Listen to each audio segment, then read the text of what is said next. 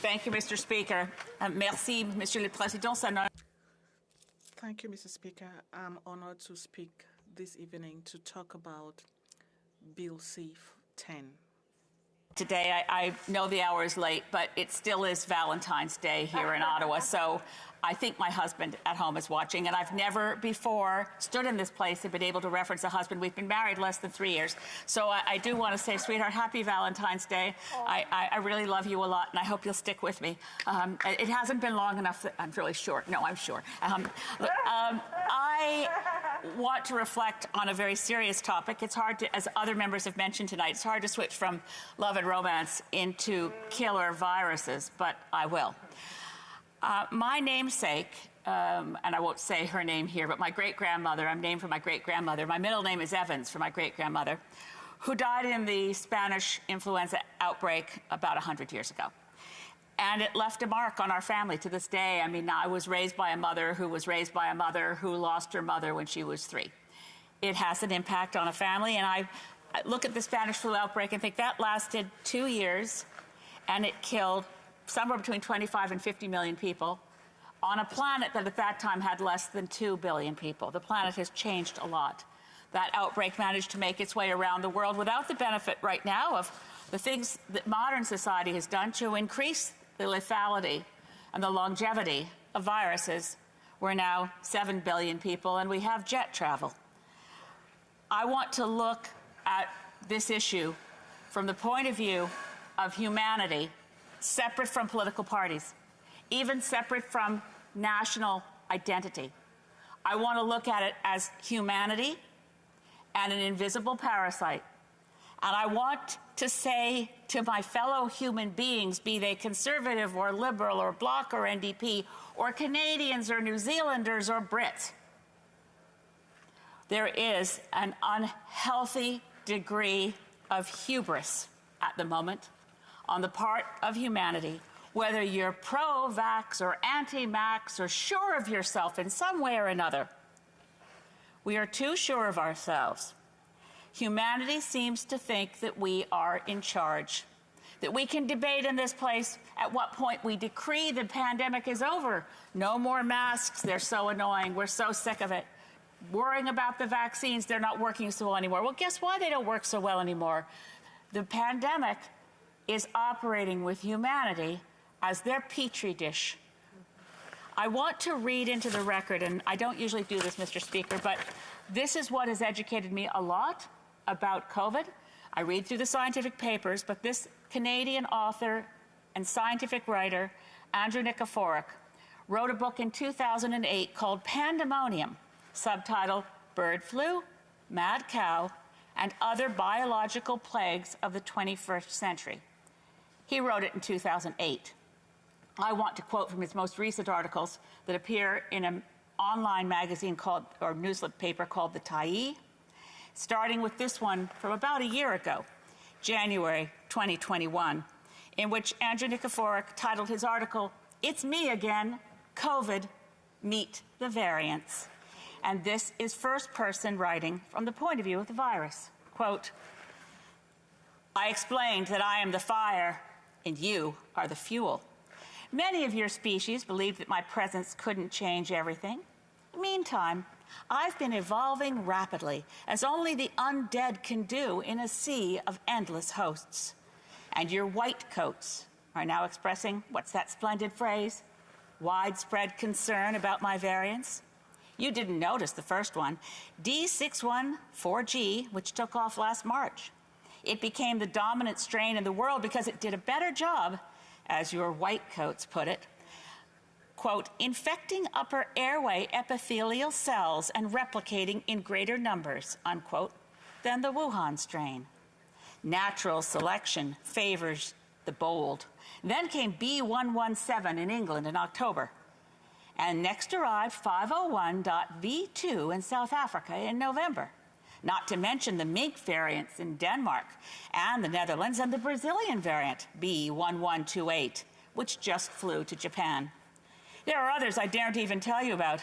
So many opportunities, so much change.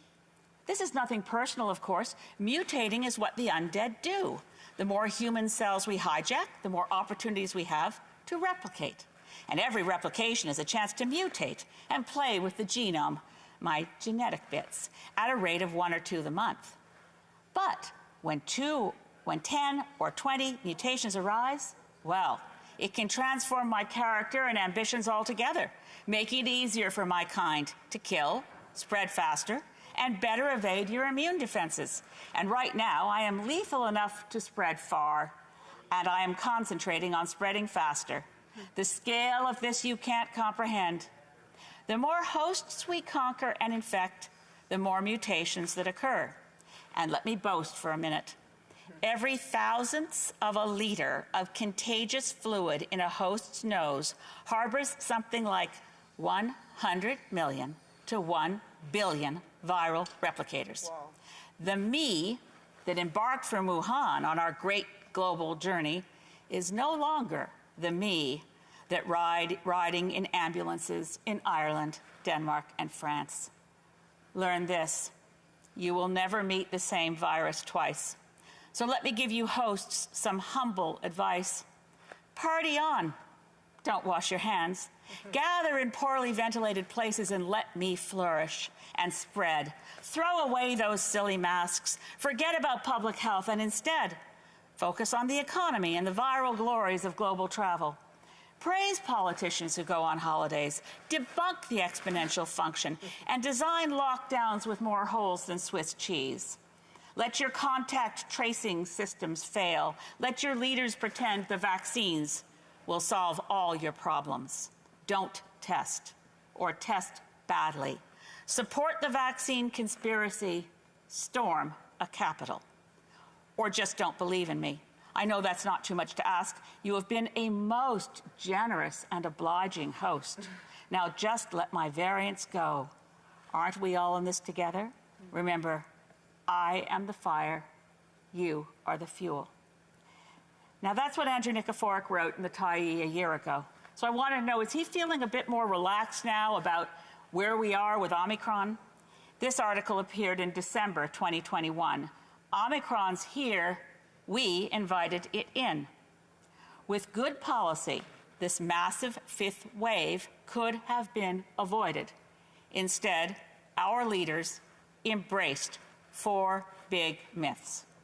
The 4 big myths we choose to embrace, according to Andrew Nikiforuk, were these.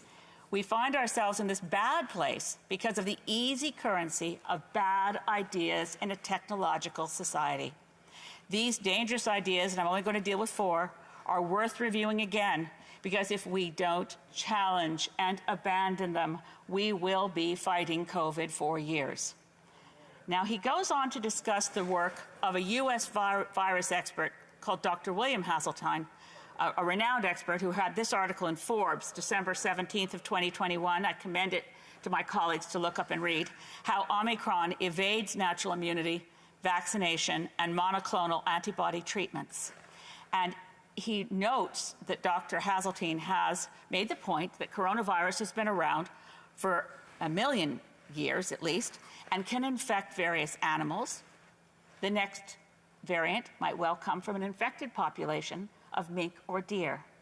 Now, this is what I think we really need to think about while we think that Omicron's almost over, and it was really mild. Dr. Hasseltine says this, and Andrew Nikiforuk rather quotes him. The 7th coronavirus plague for humans is this COVID. Quote, according to Dr. Hasseltine, is capable of far more changes and far more variation than most ever thought possible, and it will keep coming back to haunt us again and again. Dr. Hasseltine points out that there is no assurance at all, not scientifically, that Omicron is mild because we're in the direction of inevitably going to milder viruses. Quote, the article from Andrew Nikiforuk now, quote, Hasseltine adds that a variant more transmissible and more deadly than Omicron is entirely possible given the dismal global response to the pandemic so far. Note, I'm speaking of a global response. I'm not politicizing this at all, but we need to take care of C10 for sure. We need to look at testing, but we need to pay attention to what the human petri dish globally is doing. So here are Andrew Nikiforuk's 4 myths. Myth 1, Vaccines will get us out of this. Quote, a vaccine-only policy will prolong the pandemic and exhaust our healthcare systems. Only nuanced policies that focus on eliminating transmission and strategic use of testing, improved ventilation, and restraints on international travel, those are all needed. Myth two, pandemics are unpredictable and have nothing to do with human behavior. Not true. This is again quoting from Nikiforuk, our global technosphere has provided a perfect environment for COVID to flourish. Imagine that, a perfect environment. Two human behaviors in a technological society have fed and accelerated this pandemic. The first is unrestricted global travel, which guarantees the circulation of variants. The second is poor ventilation in our artificial living and working spaces. Myth three, and I heard this today in the House in debate, so I really want to underscore that this is dangerous talk. I'm back to reading from Andrew Nikiforuk's article. Myth three, we can live with the virus and it will become milder over time. His article continues, really? How's that working for you? Getting rid of the virus really matters for several key reasons. For starters, there is no guarantee any new virus will evolve toward a milder state. It is a complete scientific myth. Let me repeat Hazeltine's pointed warning that we have not seen the worst that COVID can deliver yet. At the same time, the cost of living with the virus is growing exponentially. The variants keep adding to those political, economic, and psychological costs by increasing transmission, severity, and lethality of COVID-19. More variants equals more mutations, which equals more risk for all of us. And the variants are now clearly outracing the vaccines. Myth four, and this is a really dangerous one. COVID is just a flu-like virus. Just because a novel coronavirus may provoke flu-like symptoms doesn't make it a flu, or even a close relative. As many physicians have argued, it is best to think of this novel virus as an evolving thrombotic fever. It attacks the vascular system and can destroy brain cells. It inflames the heart and can destabilize immune systems. It can even lower sperm counts and motility. Even people with mild symptoms can suffer from chronic disabilities like fatigue and brain fog a year after the infection. To date, we have no clear idea how an infection might undo a person's health a decade from now. And this final line from Nikiforuk's article from December 2021, please take it to heart, my friends. Quote, any politician who still dismisses or compares COVID to a flu should be forced to clean and bathe the dead. Mr. Speaker, we have choices as Canadians, we have choices as elected people, we have choices as governments and as opposition. We can focus on what needs to be done to keep us all safe. We can decide that the hubris that tells a virus it's time for it to go is laughable. In fact, I think sometimes the virus is laughing at us.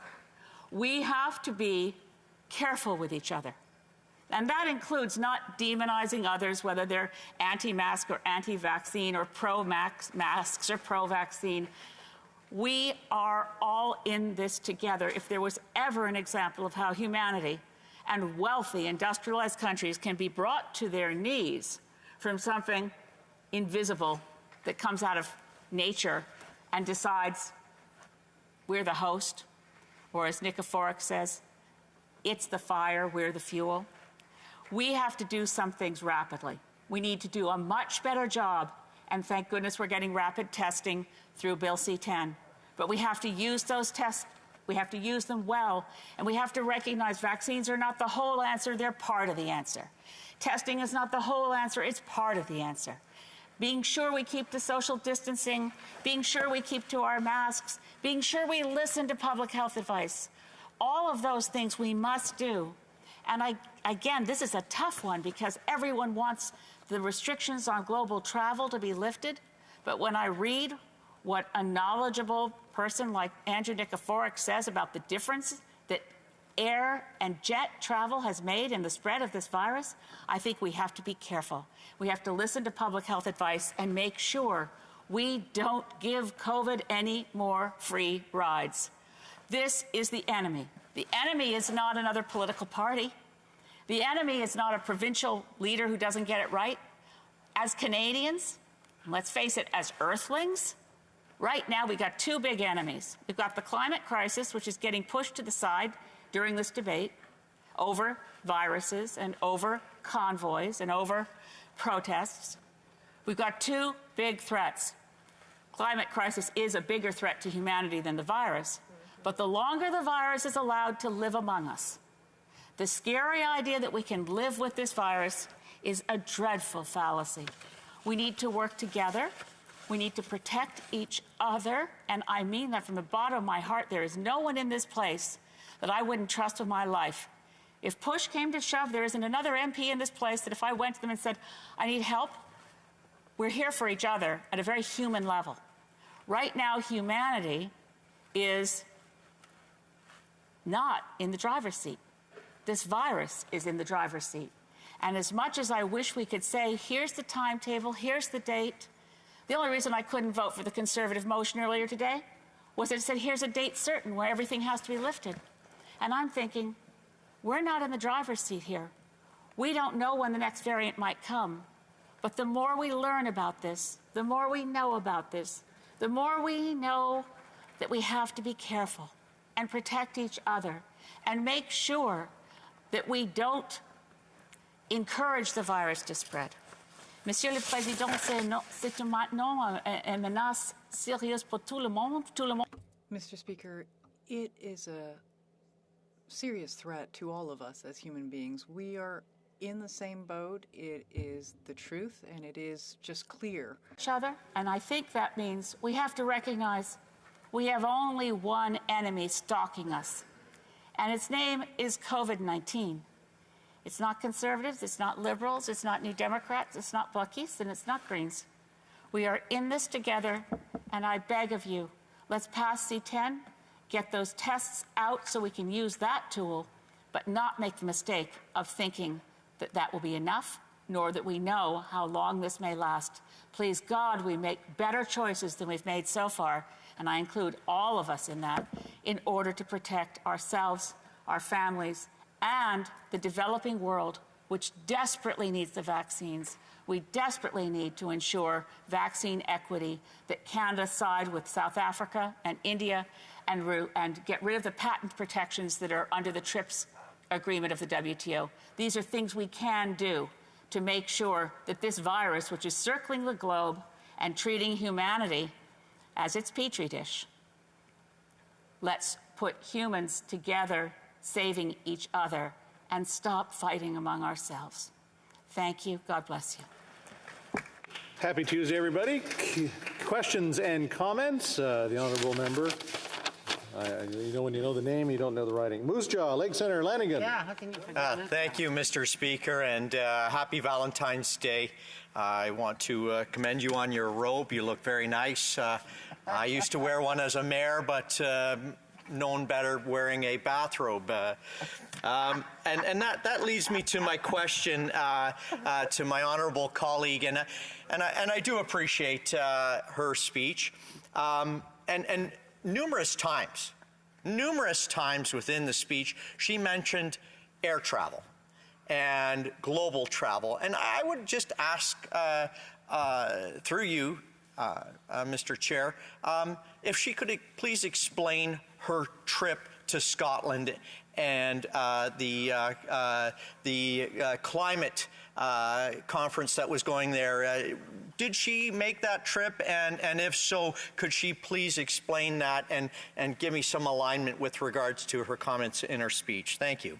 The honourable member for Saanich Gulf Islands. Thank you, Mr. Speaker. I'm happy to answer the question. I struggled with the decision to go.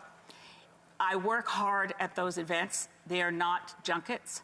I was part of a very careful COVID protocol, which involved testing before I left and daily testing on site. The British National Health Service did an amazing job of avoiding that event being a super spreader event. I think we all worked hard.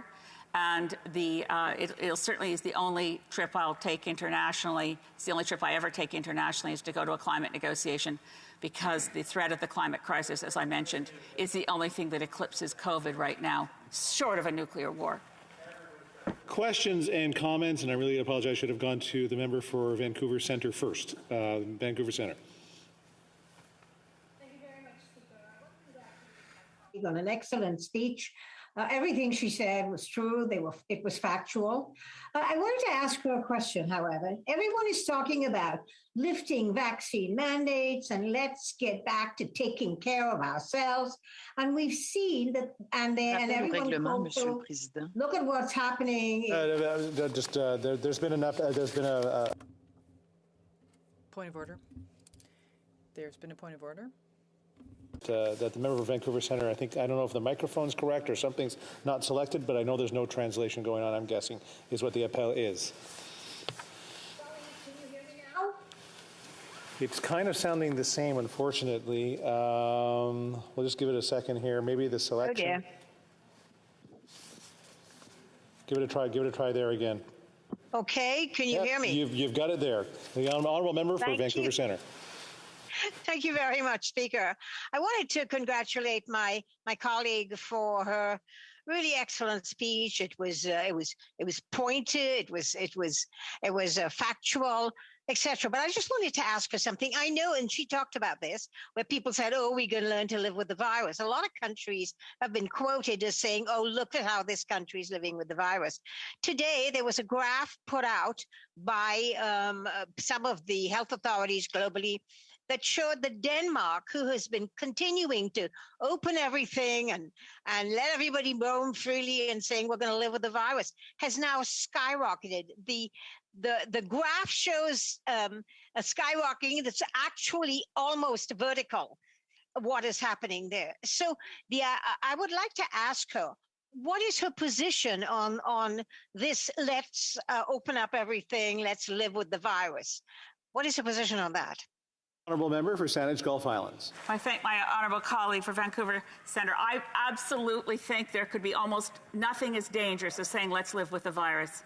Almost nothing as dangerous as saying it's become, sort of average flu, so we can just get used to it. Again, this is not flu. This is a dangerous, parasitic coronavirus that could get worse, and we mustn't do anything that gives the virus a free ride. Question et commentaire, questions and comments. The honourable member for Cowichan, Malahat, Langford. Thank you, Mr. Speaker. And, I appreciate my colleague, the member for Saanich Gulf Islands, her speech. She's a neighbor of mine. Cowichan, Malahat, Langford, and Saanich Gulf Islands are quite close to each other. And, I very much appreciated her comments about, we are nowhere near out of the woods yet. We still have so many Canadians who live in dreadful fear of contracting COVID-19 because of their own immune situation or family members. But I guess what I wanted to talk about was the part of her speech was sort of linking this virus with, worldwide air travel, but also environmental exploitation. Because she and I participated in a debate during the last election that was hosted by, I believe it was a debate on, us getting further and further into the wildlife trade and the exotic species and the link to novel viruses that can emit. I'm just wondering if she has further comments on that and just really how this is all linked together. Thank you, Mr. Speaker. Honourable member for Saanich Gulf Islands. Thank you to my colleague from Cowichan, Malahat, Langford. Absolutely, this is the case. If you look at the origins of COVID-19, as best we can determine them, had to do with wildlife trade in wild animals in a market in Wuhan. The leaping between species is something we know that coronaviruses can do, and the more that humanity is encroaching on spaces for wildlife, the greater the risk that we will see novel viruses that are more deadly. Commentaire, questions and comments. L'honorable député de Dorval-Lachine-LaSalle. Honourable member for Dorval-Lachine-LaSalle. Thank you. Mr. Speaker, I'd like to thank my colleague for her speech this evening. First of all, say that the coronavirus is in charge and we cannot dictate to it when it ends. Can the honorable member please tell us how Bill C-10 will help? Thank you. The honourable member for Saanich Gulf Islands. Merci à mon collègue. Oui, je pense que c'est dit. Thank you to my colleague. Yes, I think C-10 is here to help us as a society fight this virus, the coronavirus. Clearly, we need rapid tests, and that is the purpose of this bill. Questions and comments? L'honorable député de Pointe-de-l'Île. Honourable member for Pointe-de-l'Île. Thank you. I'd like to ask my colleague what she thinks of the fact that there were so many hospitals that were already weakened by the underfunding related to the drop in healthcare transfers. I mean, no matter what we want to talk about here, just not enough of the costs of healthcare covered by the federal government, the costs dropping to 22% for the federal government. So many people with cancer and others were not able to get services or get treatment because of this. What does she think of bringing healthcare transfers back up to 35% for the federal government? I think that's urgent as well to get us out of this pandemic. Merci à mon collègue. Thank you for my colleague, the member for the Bloc Québécois, Pointe-de-l'Île. I think he's right. Clearly, because of COVID-19, but even prior to COVID-19, it was obvious there was and there is a weakness in our public health care system. We need to further invest. It's a burden for the provinces. At the same time, the federal government is responsible for protecting our public, universal healthcare system. I think at this point there is a new threat to our universal healthcare system, and that is that some provinces have decided to allow the private sector in to provide testing and other things because of the huge stress on our public healthcare system. We need to pay the workers in this sector more. We need to protect our public healthcare system, and for that, the federal government needs to provide more to the provinces so they can do their work, so that there is an excellent level of public health care for all Canadians and Quebecers. One more exchange. Question et commentaire. L'honorable député, Yorkton Melville. Thank you, Speaker. And I do thank my colleague for her comments this evening. She really respects this particular individual and the research and literature that he's produced. I have a question for her in regards to that. There's no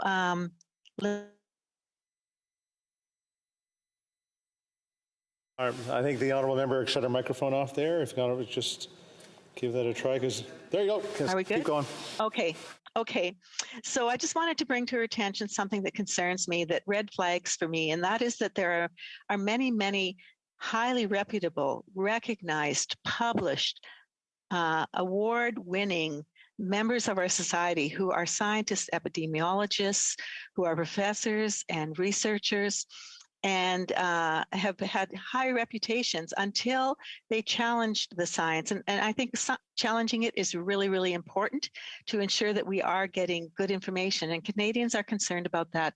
So what would you say about the fact that the highest medical professional in South Africa indicated that Omicron should be something that we allow to spread to some degree to build that natural immunity and strength within humanity? The honourable member for Saanich Gulf Islands. I thank my honourable colleague for Yorkton Melville, and it's good to see her. I look forward to seeing her in person soon, I hope again. I don't think that we can gamble with a virus this dangerous based on the opinion of a minority of scientists. I don't doubt that there are people who are reputable, and I've seen them and I've read their literature, if I could find peer-reviewed studies published in renowned medical journals that would actually confront the basics of what I shared with you today, Mr. Speaker, and the House when I say you, I'd love to be wrong. This is dangerous, and I don't think we can gamble with the health of the entire planet. We need to get vaccines to developing countries. We need to have testing, tracing, social distancing, and we need to maintain our public health protocols as best we can and work to eliminate the virus. We can't live with it. It feeds on us.